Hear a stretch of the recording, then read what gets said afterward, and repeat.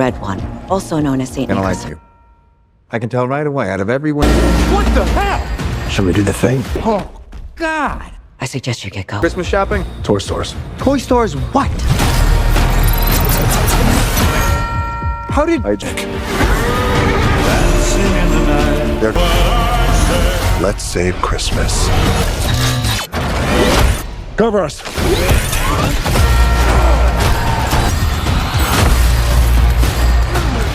Got it. Looking strong. Okay. Someone took Nick.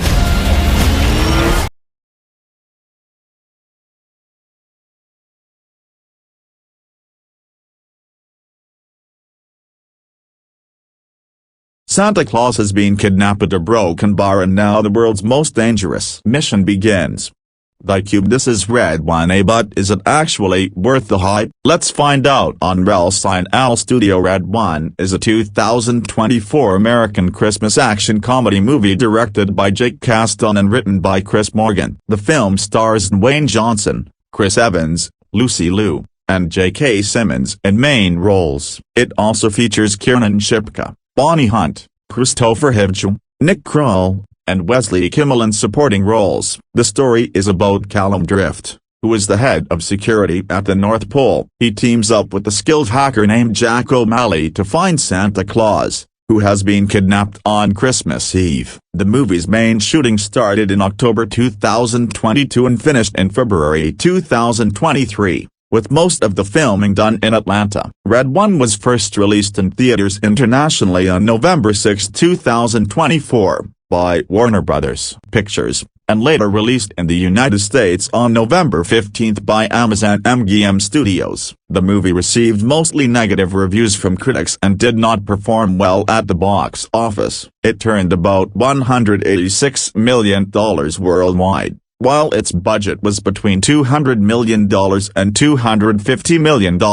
making it a financial loss. The Mythological Oversight and Restoration Authority, MORA, is a secret international military organization that protects a hidden peace agreement between humans and mythological creatures. Callum Drift is the head of security for Santa Claus. He is planning to retire after one last Christmas because he has become disappointed with how people behave nowadays, especially since more people are ending up on Santa's naughty list. On Christmas Eve, a secret Black Ops team attacks the North Pole and kidnaps Santa. He is taken by a mysterious woman and kept in a special vault that drains his magic, leaving him unconscious. Mora's director, Zoe Harlow, discovers that a hacker named Jack O'Malley was responsible for leaking Santa's location. She captures Jack for questioning. Jack, who never really believed in Santa, says he didn't know what the information meant and only sold it to an unknown buyer. Zoe decides to use Jack to help find Santa and places a tracking device on him. She also forces Callum to work with Jack,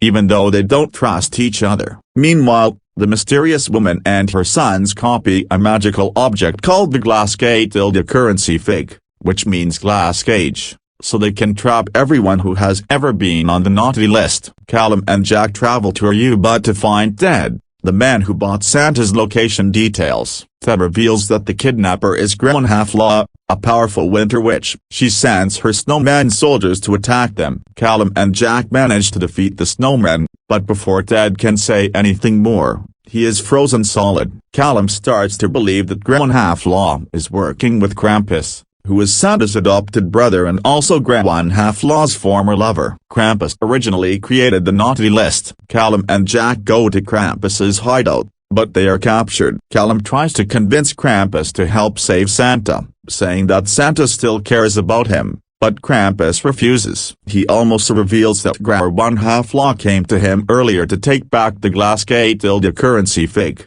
which is a magical snow globe used to trap people. Jack manages to steal back Callum's magic gauntlet and gives it to him, helping them escape. Gremlin Half-Law tests the snow globes by trapping Jack and his son Dylan inside separate ones. While inside, Jack and Dylan have an emotional conversation. As they reconnect and become kinder, the magic breaks, and the snow globes shatter, freeing them. Using the tracker, Zoe and Callum return to the North Pole and find Jack there. They realize that Gremlin Half-Law, her sons, and Santa have actually been inside the North Pole the whole time. using the search as a distraction. They also find out that Red Half-Law's shape-shifting team has taken control of the place. Zoe and Callum rescue Mrs. Claus and the captured security staff. In Santa's old workshop, they find Jack, Dylan, and the machines Red Half-Law used to create many glass currency figs. As Red Half-Law prepares to escape with Santa using his sleigh to spread the magical cages around the world,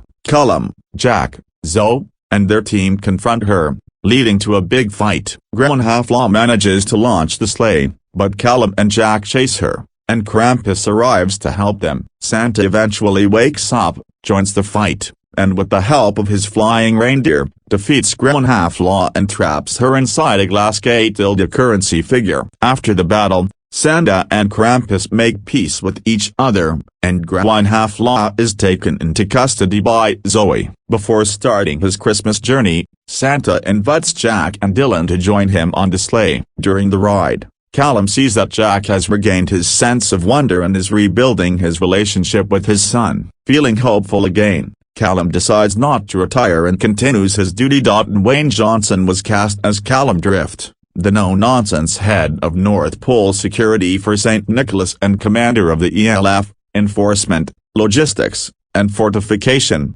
Unit, a role that demanded both physical presence and emotional depth to anchor the film's globe-trotting action while delivering heartfelt moments about faith and redemption. Johnson's selection made immediate sense given his history as a producer through 7 Bucks Productions, where the project's idea originated with Hiram Garcia, and his established track record in high-stakes action vehicles that blend spectacle with family-friendly appeal. Callum begins the story disillusioned, planning retirement after one final Christmas run due to humanity's toxic behavior inflating the naughty list, only to be thrust into a partnership that reignites his purpose. Johnson's signature blend of charisma, intimidation, and vulnerability allowed him to portray a battle-hardened operative who wields magic gauntlets and leads elite teams of anthropomorphic agents, all while navigating banter-filled teamwork. His involvement extended beyond acting as a key producer alongside Danny Garcia and others.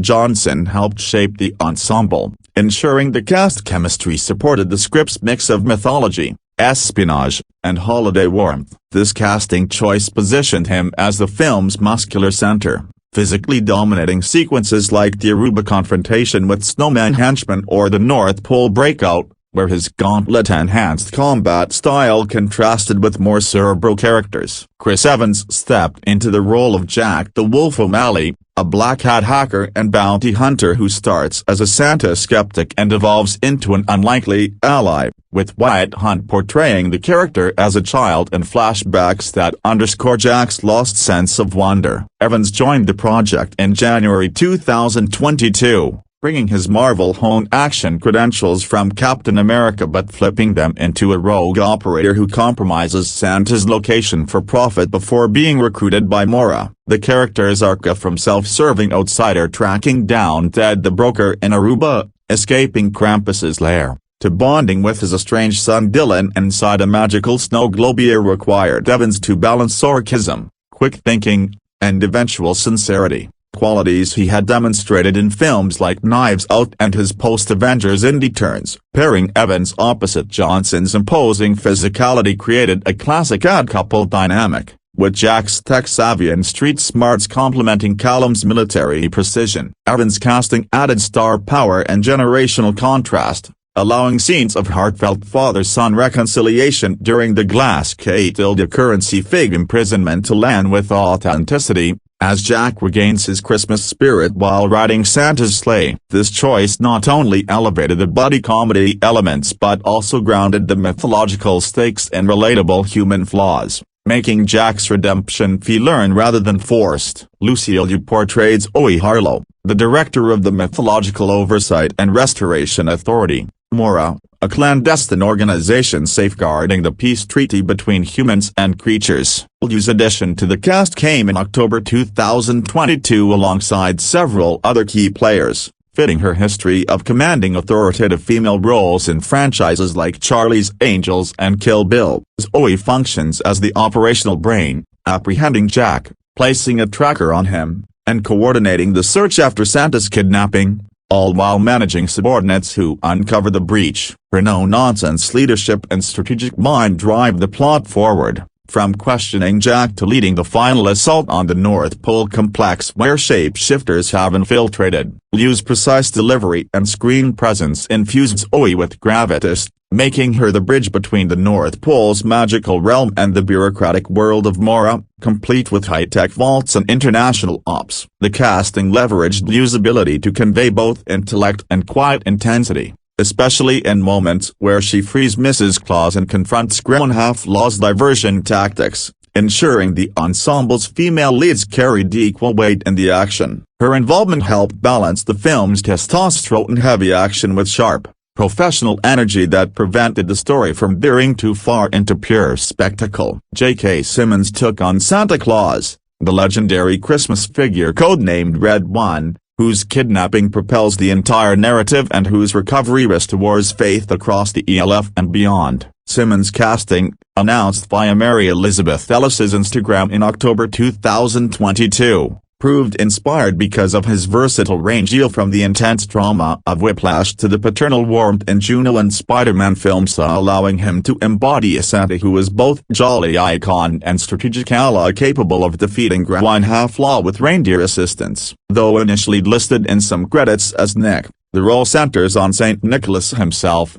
held unconscious in a magic siphoning vault before awakening to seal the villain in a glass currency figure. Simmons brought gravitas to the character's estrangement with Krampus, his adoptive brother, and tender interactions with Mrs. Claus, while his voice and physicality made the North Pole sequences feel lived-in and authoritative. Dwayne Johnson himself highlighted Simmons' fit as one of the film's standout elements, noting how the actor captured the essence of a modern yet traditional Santa who could hold his own in a high-concept action world. This choice elevated the mythological elements, turning Santa from a passive victim into an active participant whose presence unified the cast's diverse archetypes during the climactic sleigh battle. Kiernan Shipka was selected as Half-Law, the Winter Witch and primary antagonist who orchestrates the kidnapping with her sons, the Yule lads, and shape-shifting minions, with Morla Gordona voicing her ogre form. Shipka joined in September 2022,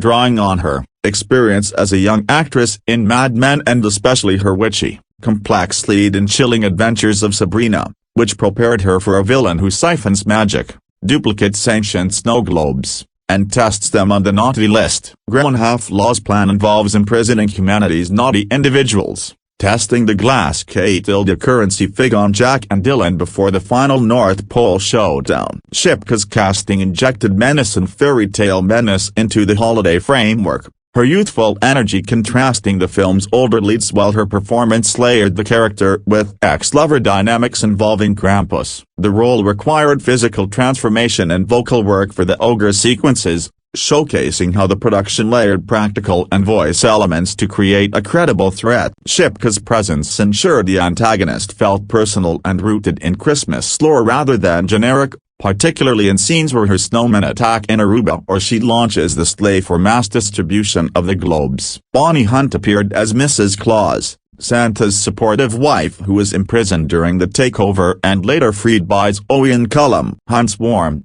comedic timing from roles in Cars, Jumanji, and her long television career made her the emotional heart of the North Pole domestic scenes, providing levity and maternal grounding amid the chaos. Her casting in October 2022 completed the Claus family unit alongside Simmons, allowing for tender moments that humanized the mythological figures and contrasted the action-heavy plot. Mrs. Claus's rescue sequence in the workshop, where she reunites with Santa, relied on Hunt's natural affability to sell the stakes without overplaying sentimentality, reinforcing the film's theme of a toward holiday spirit. This ensemble piece positioned her as the steady anchor that kept the fantasy elements relatable for family audiences. Christopher Hivju embodied Krampus, Santa's estranged adoptive brother and Half-Law's ex-boyfriend, a hulking mythological enforcer who created the naughty list and ultimately aids in the rescue. Hivju's casting, also in October 2022,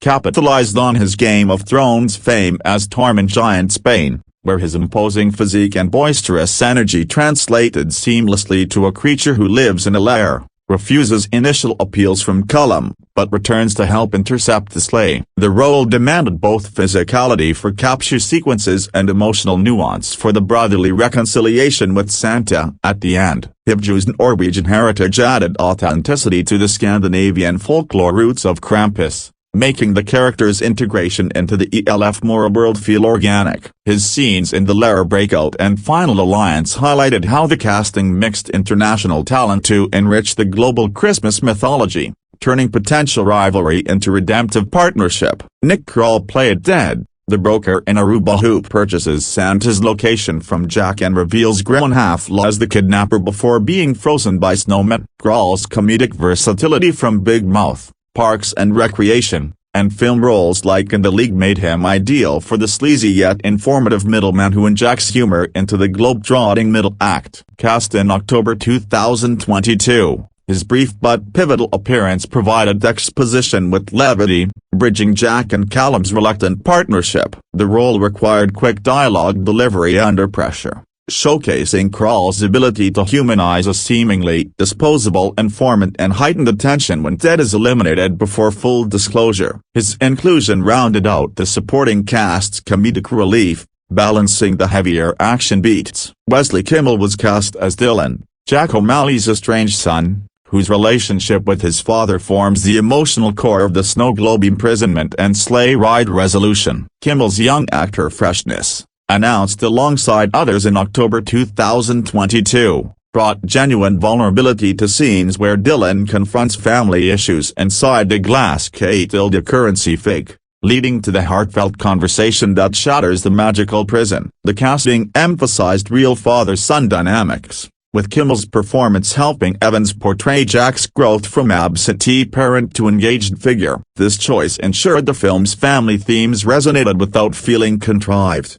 particularly as Dylan joins the Christmas Eve sleigh ride and witnesses Jack's first toward wonder. Mary Elizabeth Ellis took the part of Olivia, Jack's ex-wife, appearing in supporting capacity to flesh out the hacker's personal life and the stakes of his redemption. Ellis's casting, revealed on her Instagram during Atlanta filming in October 2022, drew from her ensemble work in It's Always Sunny in Philadelphia and The Grinder, blending naturalism to domestic flashbacks and interactions that motivate Jack's arc. Her scenes provided quiet contrast to the high-octane plot, grounding the bounty hunter's motivations in relatable parental concerns shared with Dylan. Supporting roles further enriched the ensemble. Reynaldo Fabero voiced Agent Garcia, an anthropomorphic polar bear ELF agent, adding whimsical voice work to the North Pole operations. Mark Evan Jackson appeared as Uncle Rick, extending Jack's family network with deadpan authority. Jenna Cannell played a guest at Krampus's event, while Gershon Area portrayed Draco in the mythological underbelly. John Rudnitsky was Beef Stew, the social media influencer scolded by Callum at the mall, injecting contemporary satire into the holiday setting. Regina Ting Chen, James Cheek, Philip Forna, Kenny Waymack Jr., and Gisette Valentine rounded out the ELF agents as Ginerva, welcoming Agent Fred, Kenny, and Barskova, populating the security force with diverse, competent operatives who supported Callum's command. Adam Boyer, Derek Russo, Michael Turek, and Kia Shine served as the Yule lads, Greenhalgh's children, with Gabriel Girard Rodriguez specifically as the one impersonating Mrs. Claus for infiltration. Matthew Cornwell doubled as Aaron Abel, a naughty list target and troll, Jeff Chase as the Horned Cyclops in Krampus's employ, and Marty Matalas as the slap fight judge, all contributing to the creature-filled world-building that made the mythological oversight authority feel populated and lived in. Wyatt Hunt and Clayton Cooper appeared in child roles tied to Jack's backstory, while minor figures like Lance Duffy, Gene, McKenna David, Barista, and others filled out mall and support scenes. This deep bench, assembled through sequential announcements from January to October 2022, created a tapestry where every performer, no matter how brief, advanced the blend of action, comedy, and lore. The casting timeline itself reflected strategic assembly under director Jake Kasdan and writers like Chris Morgan. With Johnson attached early through $7, Evans signed on first in January 2022 to lock the lead duo, followed by Shipka in September to secure the antagonist. Then the October wave that filled the Claus family, moral leadership, and supporting mythological figures. Alice's social media post captured the excitement of shooting in Atlanta, naming the giant Christmas movie with Johnson, Liu, and Simmons as a draw for the crew. This phased approach allowed producers to build chemistry iteratively, with Johnson's $50 million involvement signaling commitment that attracted top talent willing to navigate the ambitious scope of ELF agents, shapeshifters, and globe-trotting locations. Even production hiccups, such as reported delays, did not overshadow the ensemble's cohesion, as Evans and Kasdan publicly defended the collaborative spirit that made the odd couple pairing between Callum and Jack function so dynamically. Each casting decision reinforced the film's unique tone. Johnson's physical command sold the ELF's military precision. Evans' everyman skepticism humanized the hacker subplot. Liu's poise grounded the bureaucratic Mora. Simmons' warmth elevated Santa beyond caricature. Shipka's edge made Growine Half-Law a credible seasonal terror. Hunt's empathy anchored the home front. Hivju's scale brought Krampus to monstrous life, and Krall's wit lightened the broker scenes. The younger performers like Kimmel and Hunt's child counterparts ensured generational appeal, while voice and creature actors like Fab Earl and the Yule Lads expanded the universe without relying solely on CGI. Minor roles, from ELF agents to mall influencers and Cyclops henchmen,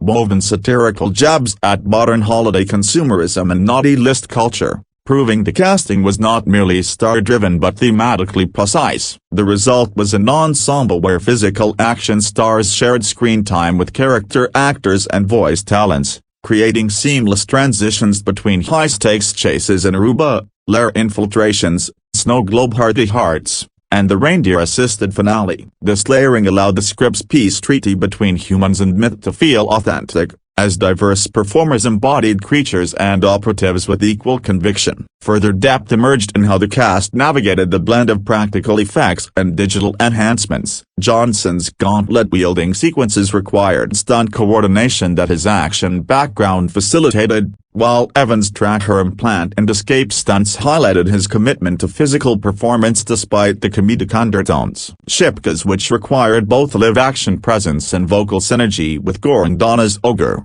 demonstrating layered casting that extended beyond principal photography. Simmons' Santa recovery scenes relied on his ability to shift from vulnerable unconsciousness to commanding leadership, a range few actors could match with the same affable authority. The family unit of Evans, Kimmel, and Ellis benefited from naturalistic blocking in the globe sequences, where dialogue drove the emotional payoff without needing elaborate sets. Even the Yule Lads' impersonation antics and Cyclops confrontations used the supporting cast's physicality to sell the absurdity of Krampus's domain, turning what could have been throwaway gags into memorable set pieces. The international and generational mix also served the production's ambitions. Hivju's Scandinavian roots lent credibility to Krampus lore. Liu's Asian American perspective added global dimension to Mora's multilateral mandate, and the inclusion of younger talents like Shipka and Kimmel targeted family demographics while veterans like Hunt and Simmons reassured older audiences. Johnson's producer role ensured the cast felt invested, fostering an environment where banter between Callum and Jack translated off-screen into reported on-set laughs that Evans later referenced in promotional contexts. This cohesion prevented the high-concept mythology from feeling disjointed, as every actor's specific skills aided Johnson's intensity. Evans' charm, Liu's precision, Simmons' gravitas aligned with character needs outlined in Morgan's screenplay. In the supporting ranks, the ELF agents casting created a believable paramilitary backdrop. Valentines Barskova, Waymax Kenny, and others brought multicultural energy to the North Pole complex, making the kidnapping feel like a genuine breach of elite security rather than cartoonish. The Yule Lads quartet, including Rodriguez's impersonator, added chaotic family dynamics to Growine Half-Law's side, their shape-shifting and snowman coordination providing visual and comedic counterpoints to the heroes' teamwork. Cornwell's dual role, Naughty List roles and Chase's Cyclops embodied the film's creature design ethos, where practical makeup and motion capture elevated minor parts into immersive threats. These choices collectively built a world where casting wasn't filler but foundational to the lore, ensuring the Glass K-tilde currency fig tests, slate launches, and workshop battles felt populated by distinct personalities rather than generic extras. Overall, the casting of Red One assembled an ensemble that balanced blockbuster names with character depth, mythological fidelity, and comedic timing. From the lead duo's chemistry to the Claus family's warmth, the witch's menace, and the creature's support's whimsy, every selection advanced the story's themes of redemption, partnership, and holiday renewal. The October 2022 influx of talent after early commitments created momentum that carried through principal photography in Atlanta, resulting in a finished product where the actors' contributions elevated the script's globe-trotting adventure into a cohesive holiday spectacle. The process exemplified how targeted announcements and producer oversight could yield a cast capable of handling both epic action and intimate family moments, making the North Pole feel like a vibrant, defended realm worth saving. Dwayne Johnson's Callum Drift set the physical and emotional template, his retirement arc mirroring the actor's own career reflections on legacy while delivering the stunts that defined ELF operations. Chris Evans' Jack O'Malley provided the skeptical counterweight, his hacker skills and paternal growth arc drawing on Evans' proven ability to humanize larger-than-life figures in ensemble settings. Lucille Zoe Harlow maintained operational control, her director poise ensuring Mora's interventions felt credible and urgent. J.K.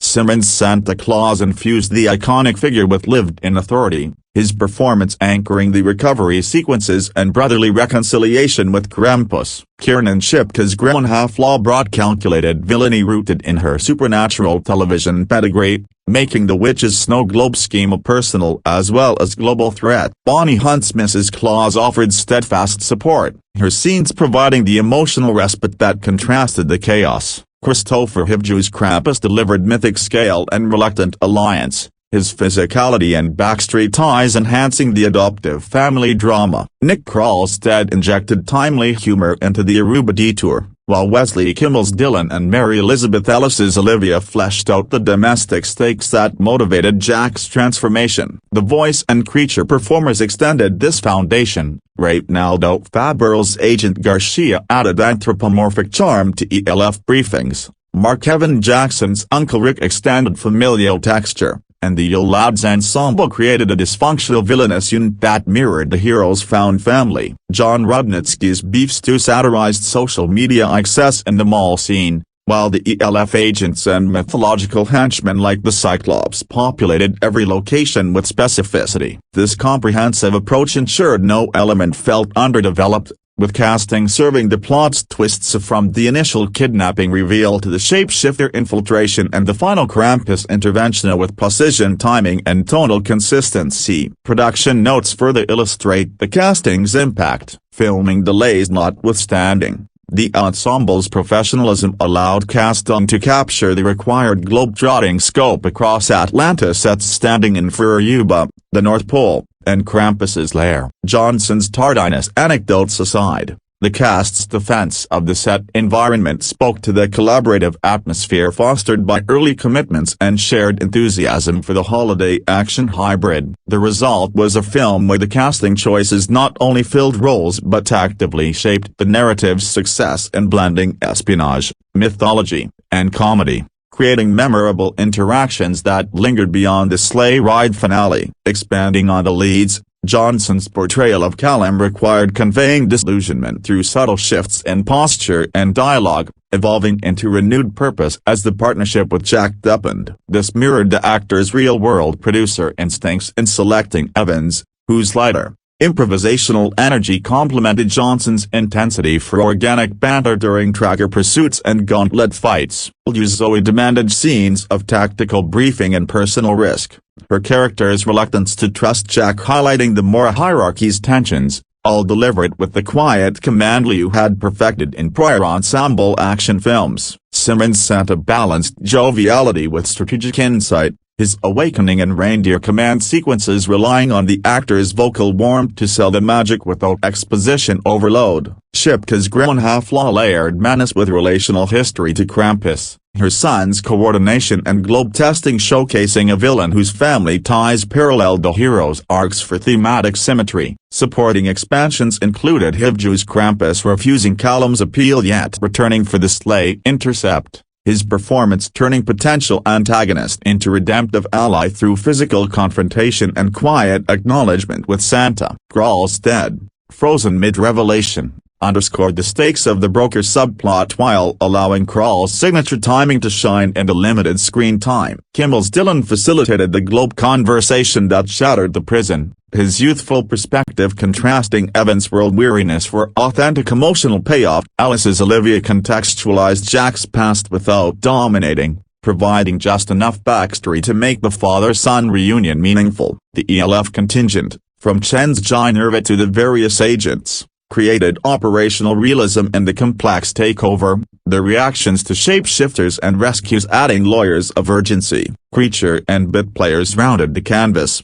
The Yule Lads' impersonation and snowman assaults brought chaotic energy to Red One half-law's operations, their casting ensuring the witch's forces felt like an extension of her personality rather than faceless minions. The Cyclops and Troll appearances in Krampus's domain and naughty list targets added visual variety and folklore depth, while mall figures like Beef Stew injected contemporary commentary on holiday consumerism that Callum's scolding addressed with Johnson's authoritative delivery. Voice work for Garcia and the ogre form integrated seamlessly, proving the casting extended to every auditory and visual component of the mythological world. In totality, the casting assembled over 30 credited performers whose collective contributions created a rich, interconnected ensemble. The sequential joining from Evans in early 2022 through the October group announcement built anticipation and allowed chemistry tests during pre-production. The Atlanta shoot, despite logistical notes,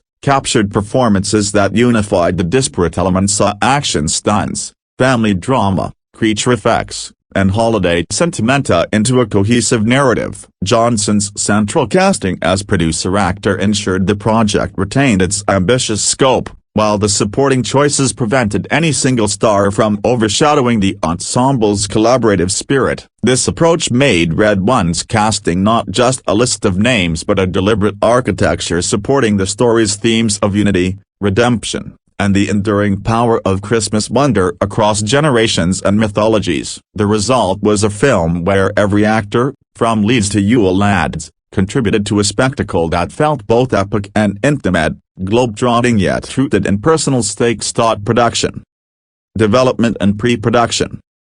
The origins of Red One can be traced back to a singular creative vision born inside $7 Productions, the entertainment company co-founded by Dwayne Johnson and Danny Garcia. It was Hiram Garcia, president of $7 Productions and a longtime creative collaborator of Johnson's, who first conceived the central idea for the film, a high-octane, holiday-themed action-adventure that would reimagine the mythology of Christmas through the lens of a big-budget action franchise. Garcia's core concept was bold and ambitious. What if Santa Claus existed in a world policed by a secret military organization, and what if St. Nicholas himself could be kidnapped, triggering a globe-spanning mission to rescue him before Christmas was forever destroyed? It was a premise that blended the festive warmth of holiday films with the kinetic energy of action blockbusters, a genre mashup that the studio believed could carve out an entirely new niche in seasonal cinema. From the moment Garcia pitched the concept internally, it was developed with Dwayne Johnson in mind as the lead. Johnson had long been one of Hollywood's most bankable stars, a performer whose physicality and charisma had powered franchises like Fast Furious, Jumanji, and the DC film Black Adam, placing him at the center of a Christmas movie, particularly one that leaned into action spectacle. Seemed like a natural evolution for both the star and the genre. Johnson's production company was deeply invested in the project from its earliest stages, ensuring that $7 Productions would serve not merely as a vanity credit but as a true creative engine behind the film's development. To transform Garcia's concept into a screenplay, the producers turned to Chris Morgan, a writer best known for his long tenure scripting the Fast Furious franchise. Morgan had crafted some of the most commercially successful action sequences in modern Hollywood history across multiple installments of that series, and his expertise in blending high-stakes car chases with ensemble dynamics made him a natural fit for a project that hoped to replicate that formula in a Christmas setting. Morgan was tasked with building a mythology around the North Pole that could sustain not just one film but potentially a franchise, complete with secret organizations, mythological creatures drawn from various global traditions, magical weapons, and a rich supporting cast of characters. The screenplay Morgan developed introduced audiences to the Mythological Oversight and Restoration Authority, known as MORA, a clandestine, multilateral military organization whose sole purpose is to protect the secret peace treaty between humans and mythological creatures. Within this framework, Santa Claus is not merely a jolly gift giver but a figure of enormous geopolitical significance, whose annual Christmas run serves as a cornerstone of this fragile supernatural peace. Johnson's character, Callum Drift, serves as the head of Santa's personal security detail and the commander of the ELF unit, which stands for Enforcement, Logistics, and Fortification. It is a concept that takes the absurdity of its premise entirely seriously, constructing elaborate institutional logic around the mythology of Christmas. The story Morgan wrote draws from a surprisingly global pool of holiday folklore, incorporating figures like the Icelandic witch Grannhafla, a terrifying maternal figure from Norse mythology who is reimagined here as the film's primary villain. Grannhafla's sons, the Yule lads, also appear as henchmen in the narrative, giving the film a distinctly international flavor that goes beyond the standard American Christmas iconography. The inclusion of Krampus, the goat-like demonic figure from Alpine folklore who punishes naughty children as Santa's estranged adoptive brother, adds another mythological layer to the story, creating a surprisingly complex web of family drama and holiday legend running beneath the action sequences. Once the script was sufficiently developed, the project was announced publicly in June 2021, when Variety first reported that Dwayne Johnson would be starring in a holiday action-adventure film called Red One for Amazon Studios. The announcement generated considerable industry excitement, positioning the project as a potential franchise starter for Amazon's streaming platform, which had been aggressively pursuing high-profile original content. The title itself, a Red One, refers to Santa Claus's operational codename within the MORA organization, giving the Christmas figure a covert, military operation mystique entirely at odds with his traditional cultural image. By October 2021, the project had also secured its director, Jake Kasdan, whose previous collaboration with Johnson on the two Jumanji sequel films A Welcome to the Jungle and The Next Level had proven enormously profitable and had demonstrated a genuine chemistry between director and star. Kasdan's work on those films showed an ability to balance large-scale action with ensemble comedy, to draw warm performances from a disparate cast of characters, and to manage the technical demands of blockbuster production while keeping the human elements grounded. He was, by almost any measure, the logical choice to helm a project of this ambition and genre. The assembly of the principal cast proceeded rapidly through late 2021 and into 2022. In January 2022, it was confirmed that Chris Evans would co-star opposite Johnson, playing Jack O'Malley, a black hat hacker and bounty hunter whose morally ambiguous skill set makes him an unlikely but indispensable partner in the quest to recover Santa. Evans, fresh from his decade-long tenure as Captain America in the Marvel Cinematic Universe, brought a different kind of star power to the project, at the sardonic wit and physical ease of a performer who had thoroughly earned his leading man credentials. The pairing of Johnson and Evans was widely celebrated as one of the most exciting casting announcements of the year, with industry observers noting that their combined box office appeal represented an extraordinary commercial bet for the film. In September 2022, Kiernan Shipka, best known for her acclaimed work as Sabrina Spellman in the Netflix series Chilling Adventures of Sabrina, joined the cast as Grannhafla, the film's central antagonist. Shipka's casting was an inspired choice, leaning into her established persona as a young actress comfortable with dark, supernatural material, and bringing an unconventional energy to what might otherwise have been a generic villain role. The following month, October 2022, saw a cascade of additional casting announcements that filled out the ensemble. Lucille Yu signed on to play Zoe Harlow. The director of Mora and the film's institutional authority figure J.K. Simmons, a two-time Oscar nominee and winner, was cast as Santa Claus himself, bringing enormous credibility and warmth to the role. Nick Kroll joined as Dead, a shady information broker. Christopher Hivjway, internationally recognized as Tormund Giant Spain from Game of Thrones, was cast as Krampus. Santa's estranged adoptive brother Wesley Kimmel signed on as Dylan. Jack's estranged son and Bonnie Hunt rounded out the ensemble as Mrs. Claus. Mary Elizabeth Ellis, who had been filming scenes in Atlanta in October 2022, enthusiastically confirmed on social media both her own involvement and that of J.K. Simmons, effectively leaking their participation before an official announcement could be made. A small but telling indicator of the genuine excitement the production was generating among its cast members. Her post described the experience of shooting in Atlanta with fake snow and called the project a giant Christmas movie that would be hella fun, offering audiences one of the first unfiltered glimpses into the film's production atmosphere. Dwayne Johnson's payday for the film was staggering. According to reporting by Variety, Johnson received $50 million for his involvement in Red One, a figure that placed him among the highest-paid actors in Hollywood history for a single film performance, and that would later become a focal point of discussions about the film's ballooning budget.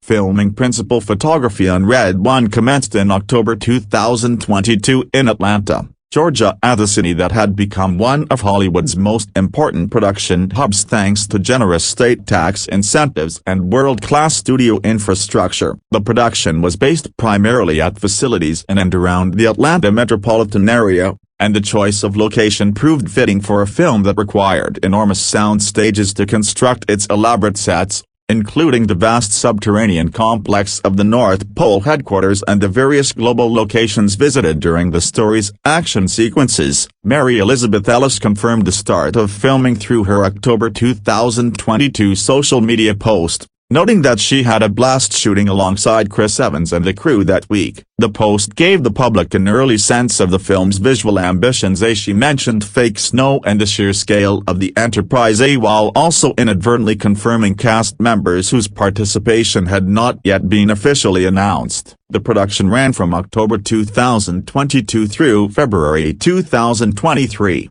a shooting period of approximately 4 months. On the face of it, this timeline is entirely standard for a major Hollywood production of this budget range. Behind the scenes, however, the shoot was plagued by significant complications that would ultimately reshape the film's financial profile in dramatic ways. The most consequential and widely reported problem was the chronic tardiness of the film's lead actor and producer, Dwayne Johnson. According to an explosive report published by The Wrap in April 2024, roughly 6 months before the film's theatrical release, Johnson was typically 7 to 8 hours late to film his scenes during the production. These were not occasional delays but a systemic pattern of tardiness that trickled through every department of the production, as crew members, fellow actors, and support staff were left waiting for hours at a time, unable to shoot or proceed productively. The logistical consequences of these delays were severe. Film productions operate on extraordinarily precise schedules,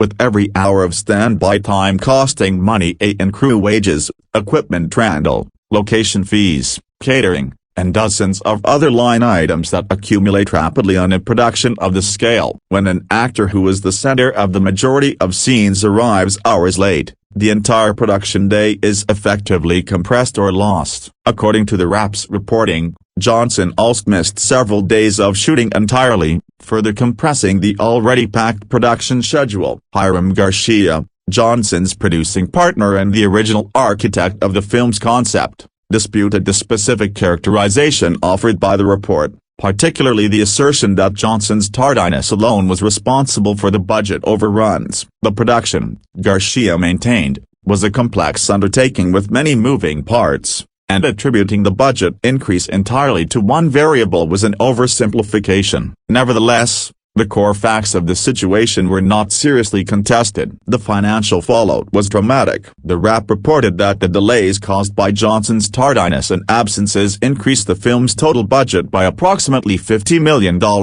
ultimately pushing the total cost of production to approximately $250 million. This placed Red One among the most expensive films ever made, a Christmas action comedy that cost as much as a Marvel superhero tentpole or Mission Impossible installment. For a film that was originally conceived as an Amazon streaming title, this was a budget that fundamentally altered the financial calculus around the project's commercial viability. When the controversy became public knowledge in November 2024, coinciding with the film's theatrical release, Dwayne Johnson addressed the situation directly. In a lengthy interview with GQ magazine published on November 11, 2024, Johnson acknowledged the pattern of tardiness, describing the habit with characteristic candor. He also confirmed the peculiar detail, simultaneously comic and humanizing, that he had, on occasion, urinated in water bottles on set rather than pausing to use the restroom, an admission that generated considerable media coverage and social media discussion. Johnson framed his tardiness as a personal failing that he had been working to address, rather than a deliberate act of disregard for his collaborators. Both Chris Evans and director Jake Kasdan offered defenses of Johnson in the wake of the controversy. Evans, speaking publicly about the situation, pushed back against the framing of Johnson as a disruptive or destructive force on set, describing the actor in warm terms and suggesting that the reporting had been uncharitable in its characterization. Kasdan similarly defended his leading man, emphasizing the genuine collaborative spirit of the production and the quality of the work that ultimately appeared on screen. Their support for Johnson provided a counter-narrative to the damaging reports. Even as the core facts of the budget overruns were not disputed, the filming also faced a significant logistical disruption unrelated to Johnson's tardiness. The 2023 SAG-AFTRA strike, which brought Hollywood productions to a halt for months, also affected the film's promotional and post-production timeline. The strike,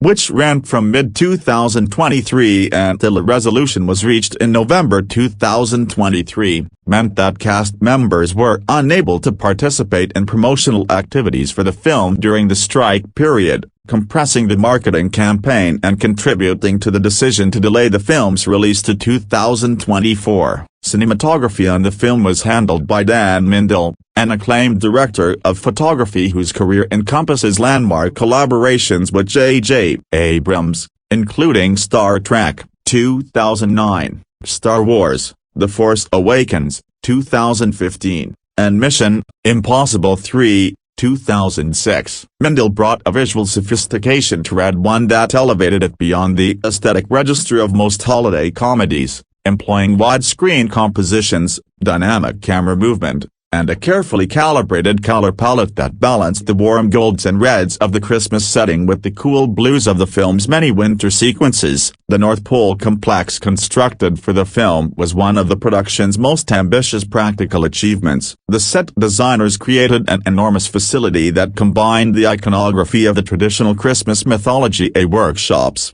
vast storerooms of toys, the trappings of an industrial gift distribution operation, with the sleek, militarized aesthetic of a modern covert operations headquarters. The resulting environment was deliberately paradoxical, festive and threatening, whimsical and imposing, a space that encapsulated the film's tonal ambitions perfectly.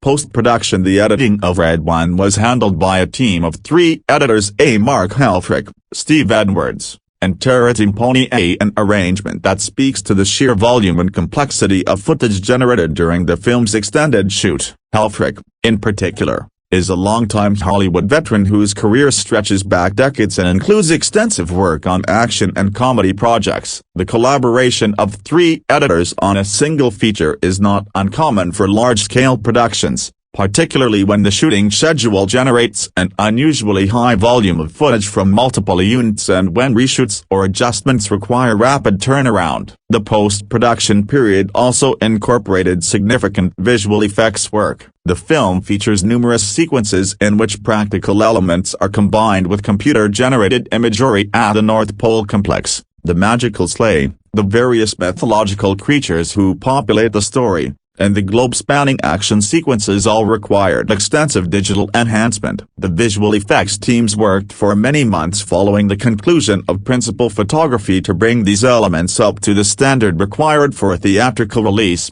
particularly after the decision was made to push the film from its originally planned streaming premiere to a full theatrical run. One of the most significant post-production decisions related to the format in which the film would be presented. Dwayne Johnson, who had been an early and vocal advocate for the film's theatrical release, pushed aggressively for Red One to receive an IMAX release. The impetus for this, according to Johnson, came from an IMAX screening of Christopher Nolan's Oppenheimer that he attended while Red One's principal photography was still underway. So struck was Johnson by the immersive power of the IMAX presentation that he became convinced his own film would benefit enormously from the format. He reportedly told his colleagues that Red One in IMAX would be game over, a complete statement of the format's potential to transform the audience's experience of the material. Amazon MGM Studios, the American distributor of the film, agreed to the IMAX release, which required additional formatting and technical work during post-production to prepare the film for the specialized projection requirements of IMAX screens. This decision was both a commercial bet. IMAX screenings command premium ticket prices and tend to draw devoted cinephiles and action movie enthusiasts, and a statement of intent about the kind of film Johnson and the production believed they had made. By positioning Red One for IMAX,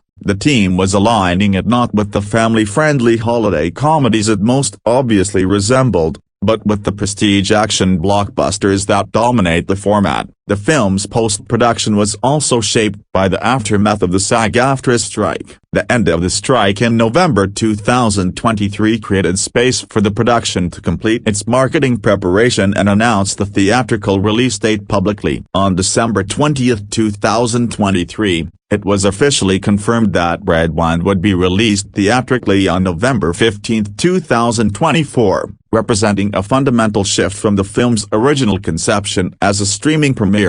Music. The musical score for Red One was composed by Henry Jackman, one of Hollywood's most versatile and prolific film composers. Jackman has accumulated an impressive portfolio of work across multiple genres, with notable credits including the first Captain America film, Kingsman, The Secret Service, Wreck-It Ralph, and several installments of the X-Men franchise. His ability to move fluidly between action-oriented compositions and warmer, more emotionally resonant passages made him an ideal choice for a film that required music capable of amplifying both Christmas sentimentality and high-octane adventure. For Red One, Jackman faced an interesting compositional challenge. The film inhabits a tonal space between holiday warmth and action movie propulsion, and the score needed to serve both registers convincingly without feeling schizophrenic. The traditional language of Christmas music, sleigh bells, choral arrangements, major key melodies with a certain crystalline brightness, needed to coexist with the driving rhythms,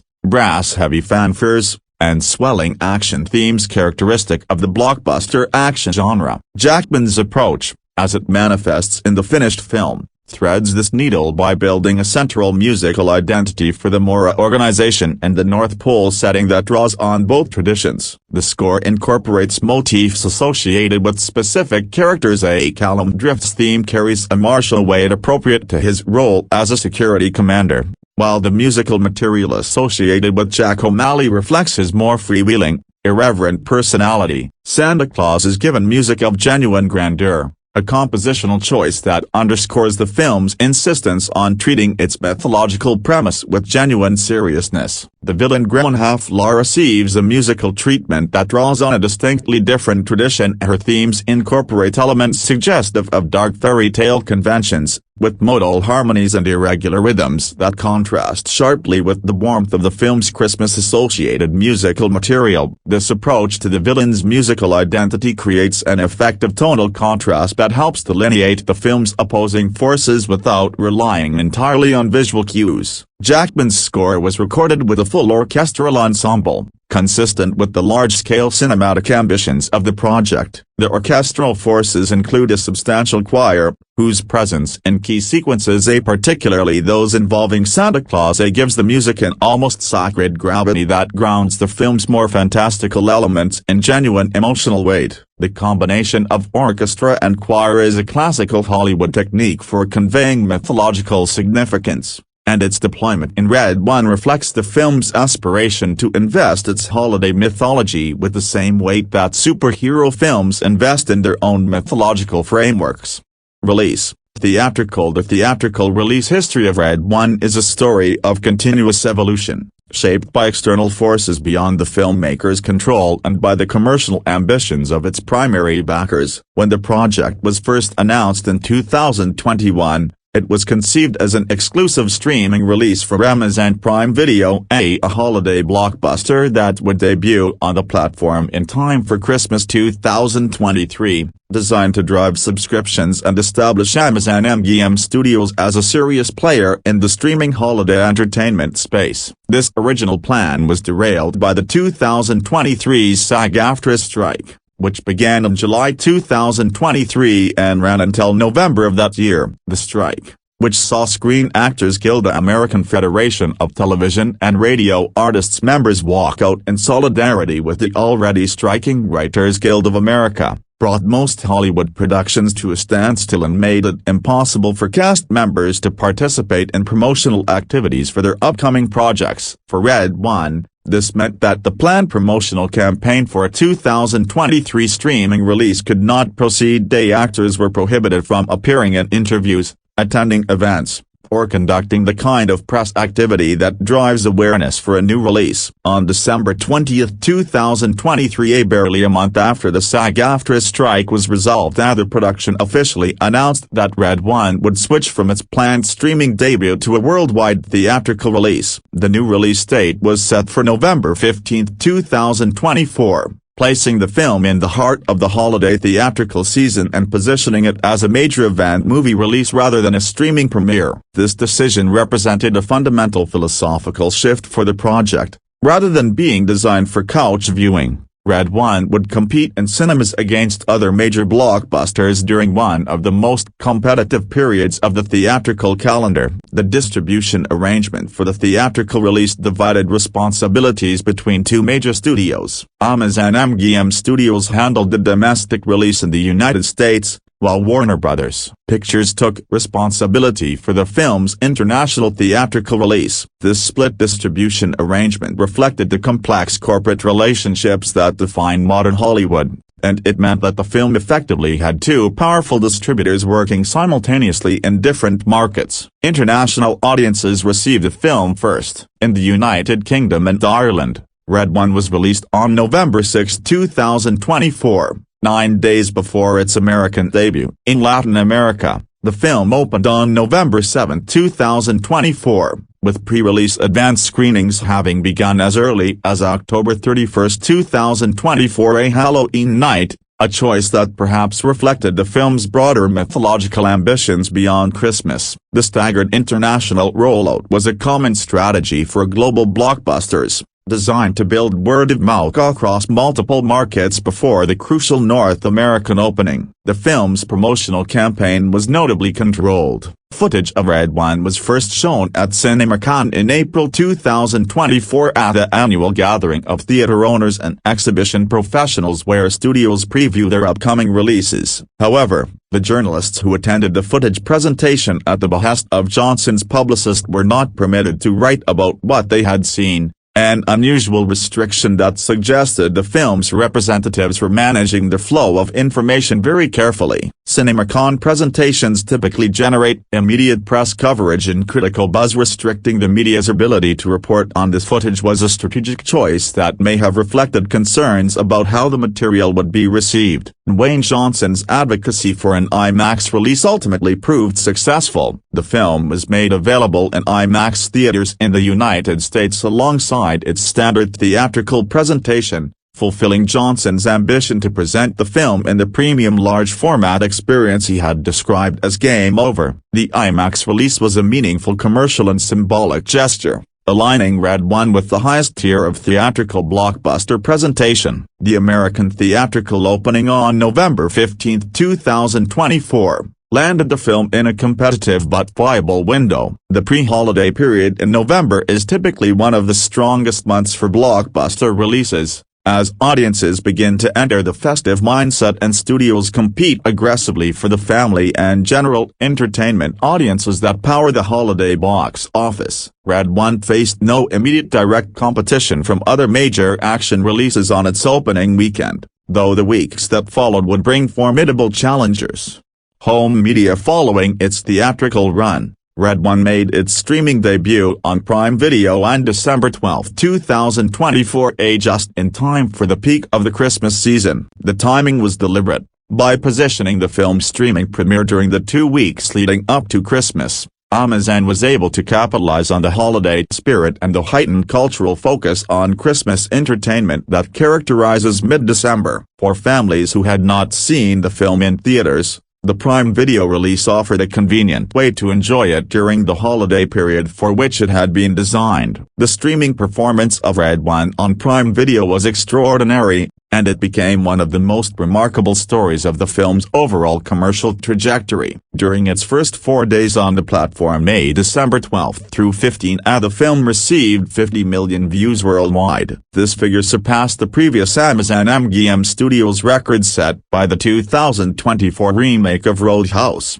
which had pulled in 50 million views after 2 full weekends on the platform. Red One achieved the same number in less than half the time, establishing itself immediately as the most successful streaming debut in Amazon MGM Studios history. The film's dominance on streaming extended well beyond its opening weekend on the platform. According to data from Nielsen's streaming measurement service, Red One was viewed for 2.1 billion minutes in the United States during the week of December 9 through 15, the same week as its Prime Video premiere. This placed it ahead of Netflix's own Christmas action film Carry On, which received 1.69 billion viewing minutes during the same time frame. The direct comparison was significant. Red One and Carry On were the 2 major streaming Christmas action films of the 2024 holiday season, and the competition between them played out in very public data releases from Netflix and Amazon's respective measurement systems. The long-tail streaming performance proved equally impressive. In Nielsen's year-end ranking of the most streamed films of 2024,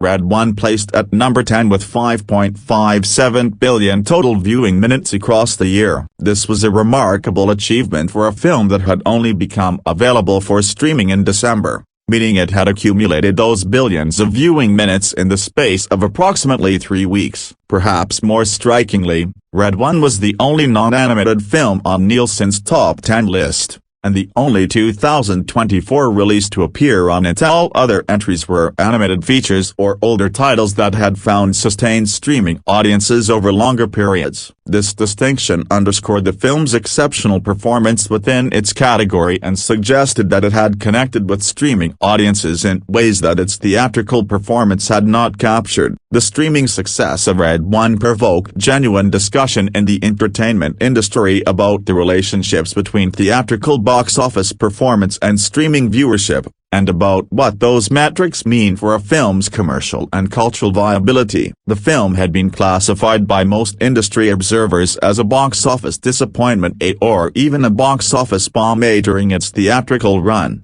and yet its streaming numbers rivaled those of the most successful streaming releases in Amazon's history. This paradox raised important questions about how studios should evaluate the success of films that are designed to transition from theaters to streaming, and whether traditional box office metrics tell the complete story of a film's commercial reach.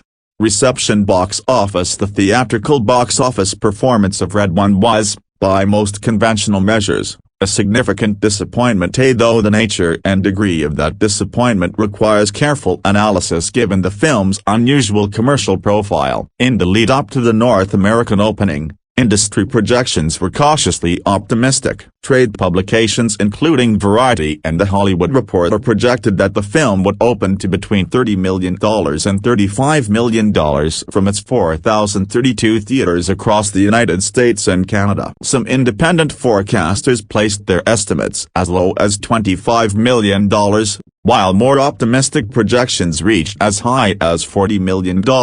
These projections reflected a real uncertainty about how the film would perform, as the pairing of Johnson and Evans was commercially potent, the holiday setting was broadly appealing, and the film had received strong support from its distributor in terms of screen count and marketing spend. On the other hand, the film's critical reception had been largely negative, and critical consensus can dampen commercial enthusiasm even for broad entertainment products. The actual opening weekend performance largely matched the middle of the projected range. Red One earned $10.9 million on its first day in North America, including $3.7 million from Thursday night and Sunday preview screenings. The full opening weekend produced $32.1 million, which was sufficient to top the domestic box office for the frame, a meaningful achievement in absolute terms, but a concerning one relative to the film's massive production cost. Variety, in its post-opening analysis, was characteristically blunt about the implications of the opening weekend performance, with the production budget estimated at $250 million before the addition of marketing and promotional costs, which typically add anywhere from 50% to 100% of a film's production budget to its break-even threshold. The trade publication concluded that it would take something approaching a genuine Christmas miracle for Red One to become a profitable theatrical release. The comment landed with particular force because it was printed before the film had even completed its opening weekend, and it set the tone for much of the subsequent financial coverage. The film's second weekend performance confirmed the pessimistic assessment. Red One dropped 59% from its opening frame, earning just $13.3 million in its second weekend. This steep drop was partly attributable to the arrival of two enormously powerful competitors, Wicked, the long-anticipated musical adaptation of the Broadway phenomenon, and Gladiator II, Ridley Scott's sequel to his 2000 Academy Award-winning epic. Both films drew enormous audiences, and Red One was pushed to third place at the box office, a significant symbolic demotion that signaled the film's inability to sustain commercial momentum against major competition. The third weekend produced a more encouraging result. Red One earned $12.9 million over the weekend itself, and a total of $18.7 million over the 5-day Thanksgiving holiday frame. The week-over-week drop was a remarkably small 2.5%, suggesting that the film had found a stable, dedicated audience that was returning and that holiday audiences were gravitating toward it as a Christmas entertainment option. It finished fourth for the Thanksgiving frame, behind Gladiator II, Wicked, and Moana 2, the Disney animated sequel that had opened to a record-breaking $221 million over the 5-day holiday period. Still, the relative stability of Red One's performance in its third weekend suggested that it had genuine staying power as a holiday title, even if the first weekend drop had been severe. The final domestic gross for Red One was approximately $97 million in the United States and Canada. International markets contributed an additional $88.9 million, bringing the worldwide theatrical total to $185.9 million, against a production budget of between $200 and $250 million, the range cited by various sources, with the upper estimate reflecting the alleged impact of Johnson's tardiness on production costs, and with marketing costs adding an estimated $100 to $150 million to the break-even threshold. The film almost certainly lost money in its theatrical run. The worldwide gross of $185.9 million fell short of the production budget alone, let alone the total cost of bringing the film to market. This commercial outcome placed Red One in the uncomfortable category of box office bomb, a designation that applies to films that fail to recover their costs at the theatrical level, regardless of any downstream revenue from home video, streaming, merchandising, and ancillary sales. The designation is, as the streaming performance will demonstrate, a somewhat crude instrument for measuring commercial failure. since the traditional box office calculation does not capture the full range of revenue streams available to a film in the modern entertainment ecosystem. Amazon, as the film's primary backer and the platform to which it would transition after its theatrical run, had reasons to evaluate the film's commercial performance through a broader lens than simple box office gross. Nevertheless, the theatrical underperformance was widely noted and discussed. Several industry analysts pointed to the film's massive budget as the root cause of its commercial difficulties. At $250 million, the production cost was so high that even a genuinely successful theatrical performance would have struggled to break even, and the middling opening left the film with virtually no path to profitability through box office alone. The reporting on Johnson's alleged tardiness and its contribution to the budget overruns added a specific narrative of financial mismanagement to the story, making Red One something of a cautionary tale in discussions about star power, production accountability, and the economics of large-budget entertainment. Critical response. The critical reception of Red One was, to put it mildly, unkind. The film emerged from its review period with scores that placed it firmly in the territory of critical failure, though the nature of the critical objections varied considerably from reviewer to reviewer, and there were dissenting voices who found genuine entertainment value in its cheerful embrace of absurdity. On Rotten Tomatoes, the preeminent online review aggregator for film criticism, Red One achieved a critics' approval rating of just 30% based on 186 reviews. This score placed it among the more poorly received major studio releases of 2024, a year that included numerous other high-profile critical disappointments. The site's consensus statement constructed from the aggregate of its critics' reviews described the film as wrapped in slick packaging but wholly lacking in holiday magic, concluding that it was a ho-ho-hum action-adventure. The phrase ho-ho-hum was a particularly cutting piece of critical wordplay, evoking Santa Claus's signature exclamation while simultaneously dismissing the film as tedious and lacking in genuine festive spirit. Metacritic, which assigns a weighted numerical score based on reviews from major publications, gave Red One a score of 34 out of 100 based on 35 critics' assessments. A score in the 30s on the Metacritic scale falls into the category of generally unfavorable reviews, a designation that places the film in company with releases that most critics found actively bad rather than merely mediocre. The most scathing individual review came from Peter Bradshaw of The Guardian, one of the United Kingdom's most prominent and respected film critics. Bradshaw awarded the film just 1 star out of 5 as lowest possible rating A and characterized it in terms that went well beyond simple disappointment. He described the film as profoundly depressing and blandly sentimental, a phrase that cuts to the heart of what many critics found objectionable: the film's apparent inability to generate genuine emotional warmth despite the enormous resources poured into its production. Bradshaw also offered a prediction about the film's cultural staying power,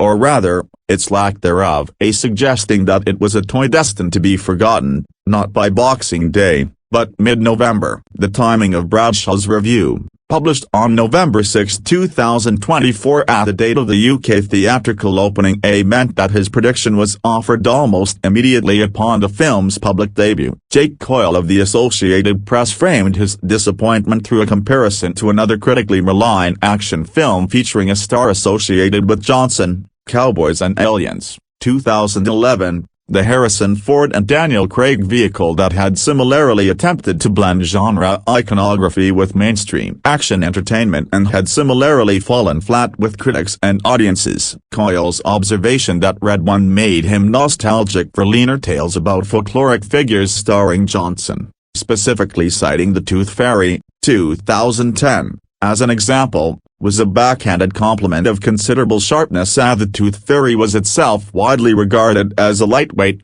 commercially driven piece of entertainment, and preferring it to Red One was an implicit argument that smaller ambitions might have served the premise better. The broader critical consensus focused on several recurring complaints. Many critics objected to the film's tonal inconsistency, its attempts to blend family-friendly holiday sentimentality with more irreverent, adult-oriented humor were widely perceived as awkward, creating a film that satisfied neither register fully. The screenplay was frequently criticized for its mechanical plotting, its reliance on genre conventions, and its failure to develop the emotional relationships at the film's core, particularly the father-son dynamic between Jack O'Malley and his estranged son Dylan, which is meant to serve as the film's emotional engine but which several critics found underdeveloped or unconvincing. The film's sprawling mythology encompassing Mora, the Yule Lads, Gromhalflaw, Krampus, and the glass K-tilde currency figure was seen by many as overcomplicated and difficult to absorb, burying the human story beneath layers of world-building that would have been better suited to a franchise that had more time to breathe and develop. Performance reviews were generally more charitable than assessments of the screenplay. Chris Evans received the most consistent praise, with many critics noting that his sardonic performance as Jack O'Malley was the film's most consistently entertaining element, a counterpoint to Johnson's more stoic, action hero mode that generated genuine comedic energy when the two performers played off each other. J.K. Simmons was praised for bringing genuine warmth and gravitas to the role of Santa Claus, investing the character with an authority and emotional weight that exceeded what the material strictly required. Kiernan Shipka's performance as Gromhalflaw divided critics, as some found her an effectively menacing presence, while others felt her villain lacked the depth necessary to serve as a compelling antagonist. However, the film did find offenders, and the audience response was considerably more favorable than the critical reception suggested. Audiences surveyed by CinemaScore, at the market research firm that polls opening night moviegoers, gave Red One an average grade of on its A+ to F scale. This is a strong audience score, one that suggests genuine satisfaction among the viewers who chose to see the film in its opening weekend. The CinemaScore audience demographic skews towards self-selected enthusiasts who are already inclined to enjoy the kind of entertainment on offer. Nevertheless,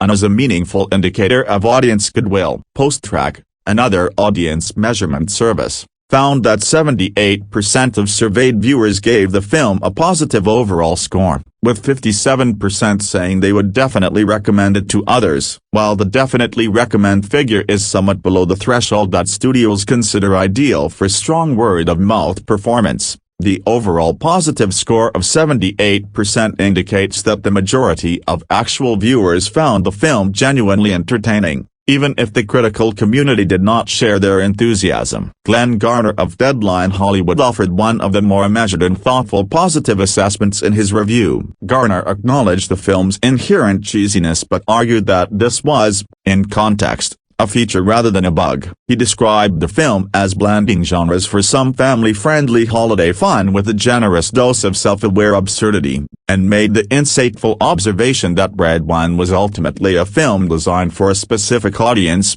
children who have grown up watching the MCU on Disney Plus and their parents who need Christmas entertainment that can hold the attention of both demographics simultaneously. Garner's framing positioned the film's apparent shortcomings, its tonal inconsistency, its genre blending, its embrace of absurdity as deliberate choices calibrated to a real audience need, rather than evidence of creative failure. The disconnect between the critical reception and the audience response to Red One is itself a culturally interesting phenomenon, one that reflects broader tensions in film criticism between aesthetic evaluation and popular entertainment. Films of this type, large-scaled, commercially driven holiday entertainments with recognizable stars and familiar genre mechanics, are often evaluated by critics against a standard that they were never designed to meet. Whether the critics who found Red One profoundly depressing were applying the wrong standard to the work, or whether the audiences who gave it an awe were simply less demanding,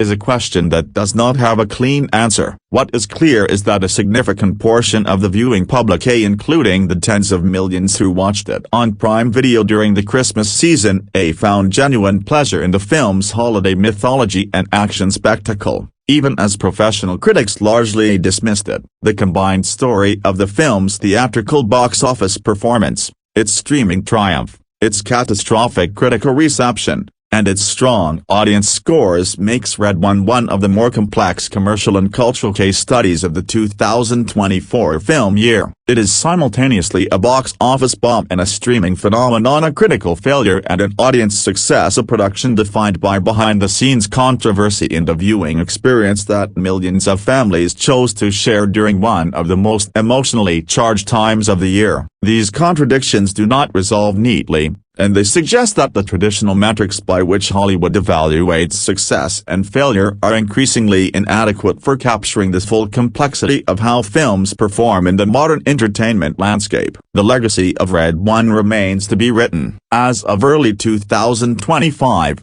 no sequel had been officially greenlit, though the film's extraordinary streaming performance, its record-breaking Prime Video debut, its dominance of the Nielsen charts during the holiday season, its status as the only non-animated film in Nielsen's year-end top 10 streaming rankings, provided Amazon MGM Studios with a substantial argument for continuing the franchise on the platform for which it was ultimately better suited. Whether the financial losses incurred during production and theatrical exhibition can be offset by the streaming goodwill the film generated is a calculation that only Amazon's internal accounting can fully assess. What is certain is that the world of Mora, the ELF organization, the kidnapped Santa, and the reluctant hacker-turned-holiday hero captured the imagination of a very large global audience during the Christmas season of 2024, and that in this fragmented, algorithmically driven entertainment economy of the mid-2020s, that kind of cultural resonance carries a value that no single box office gross can adequately represent.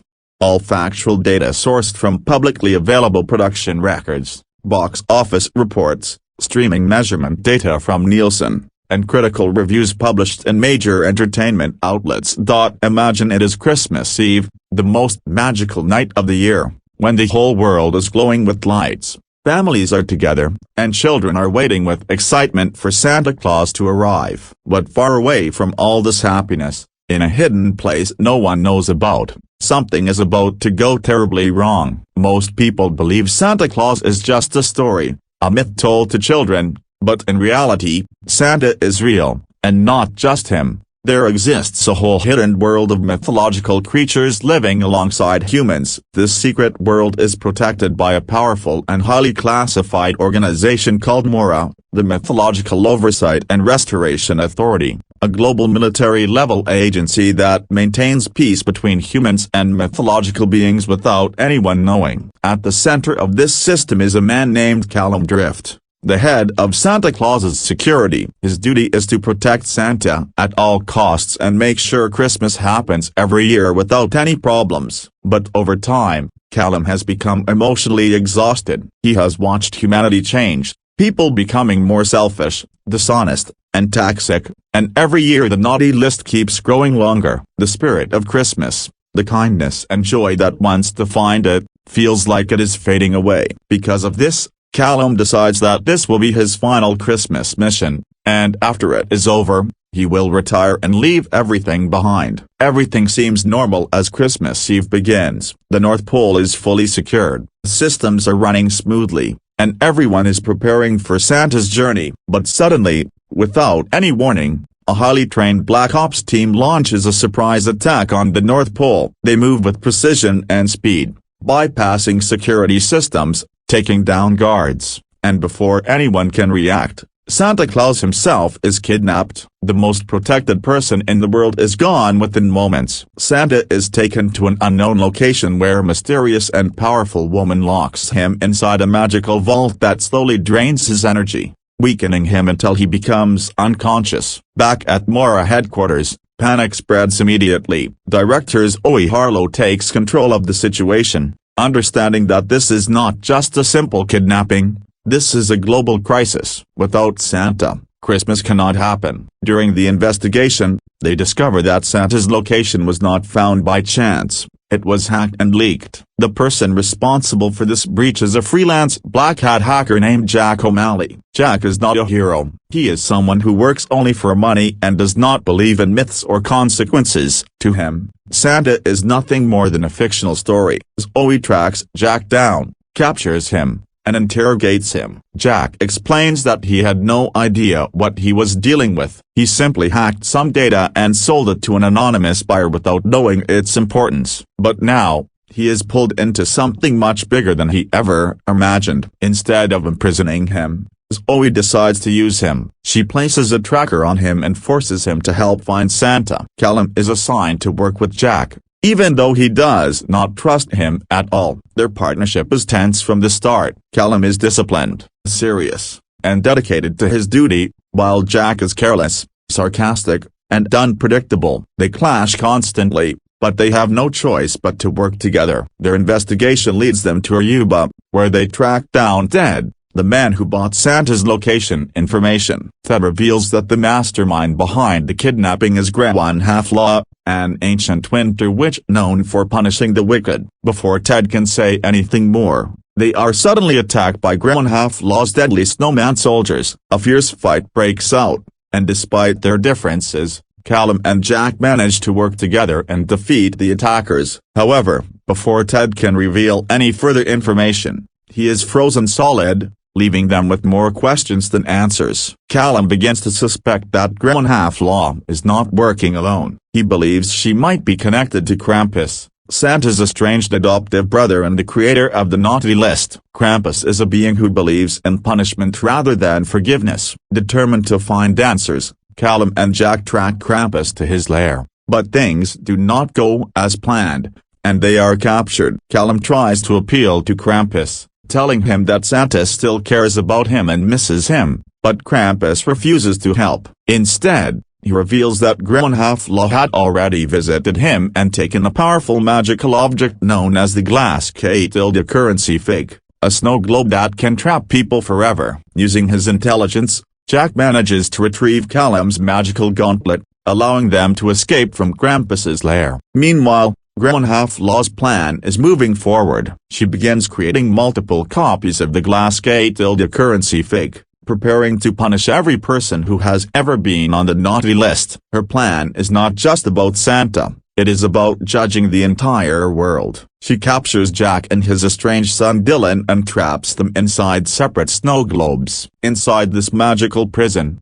Jack is forced to face his past and his relationship with his son. For the first time, he opens up emotionally, expressing regret and reconnecting with Dylan. As their bond begins to heal and they become better, kinder people, the magic holding them breaks, and the snow globes shatter, setting them free. At the same time, Callum and Zoe follow the tracker back to the North Pole, only to discover a shocking truth. One Half-Law and her team were never gone. They had been inside the North Pole the entire time, using the search as a distraction. Her shape-shifting agents have taken control of the entire facility. Callum and Zoe fight their way through, rescuing Mrs. Claus and the captured security team. In Santa's old workshop, they find Jack, Dylan, and the equipment being used to mass-produce the Glass Currency Fig devices. As everything reaches its climax, One Half-Law prepares to escape using Santa's sleigh, planning to distribute the magical presents all over the world. But Callum,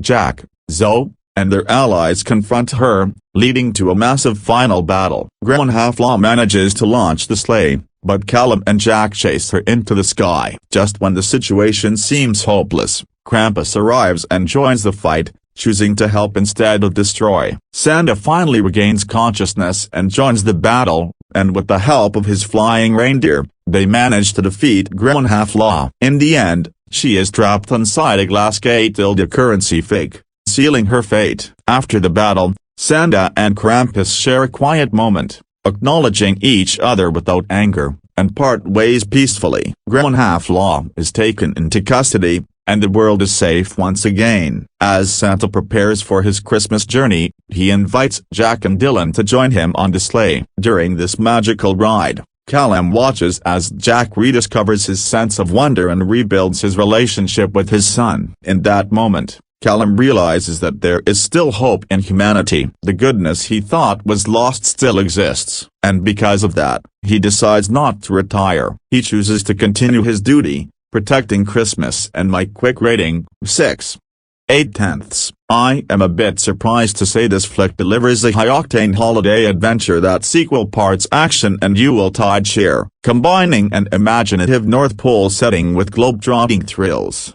This movie offers a fun, festive ride that's perfect for the holiday season. The film's world-building shines, presenting the North Pole as a sprawling Christmas complex brimming with advanced technology, magical elements, and festive charm. The special effects are top-notch, bringing the Christmas lore to life with a mix of dazzling visuals and creative storytelling. Dwayne Johnson is in his element as the tough-as-nails head of security, embracing his action hero persona with charisma and the right amount of humor.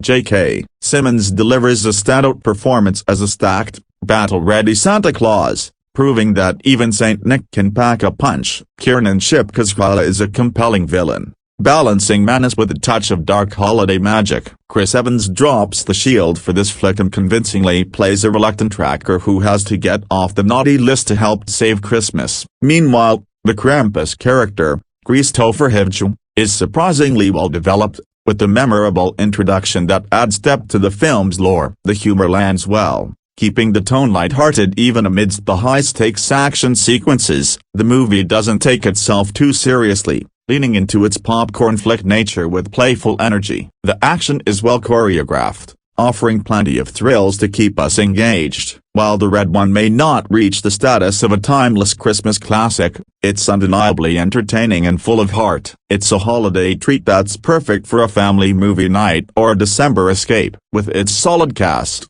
clever take on Christmas mythology, and action-packed story, this is one gift worth unwrapping this holiday season. Plot: when a villain kidnaps Santa Claus from the North Pole, an ELF, extremely large and formidable, operative joins forces with the world's most accomplished tracker to find him and save Christmas. Review: Red One wasn't really on my radar and I was planning to wait until streaming, but it had an advanced screening today, so I thought I would get into the festive spirit a little early and check it out. I had low expectations going in, and despite a few entertaining moments, Red One fails to really do anything special, with some occasionally ugly visuals and an average script. Chris Evans is good at comedy, and in this he plays a bit of a jerk who only cares about himself and is estranged from his son. I like the relationship, as the son could so easily have been the annoying, obnoxious teen we get in so many movies, but he's actually a good kid who just wants his dad to be around more. There are several fight scenes as well as some chases which elevate this to watchable.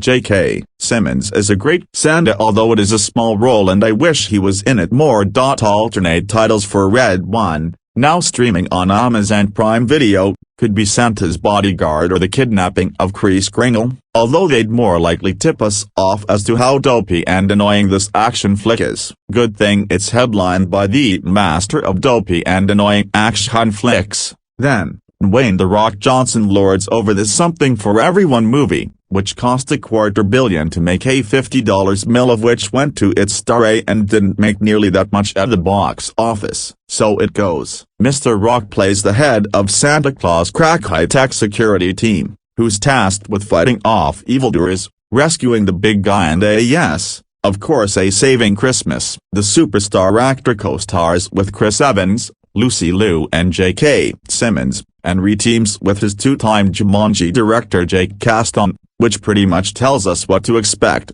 glossy CGI, nutshots, and probably the violentest Christmas movie at least since Violent Night. Should be fun for the whole family, then, right? Theoretically. The gist: I won't even describe the cold open, because it's superfluous and should have been dumpstered immediately. There. Just knocked 5 minutes off this blubbery 2-hour-plus hunk of digital celluloid. It offers a meaningless glimpse into what made Jack O'Malley. Evans, a cynical butthead who litters, steals others' coffee orders, sports gambles himself into the red, works as a freelance hacker for crooks, and is a deadbeat dad. Would be a shame if he stayed this way and didn't morally orient himself by the end of the movie, which is so very, very far away. It might as well be on the North Pole. Speaking of which, there's a whole sequence functioning as an intro to Santa. Simmons, and his serious as a 911 call bodyguard Callum Drift. Johnson, that also could be lopped off the runtime.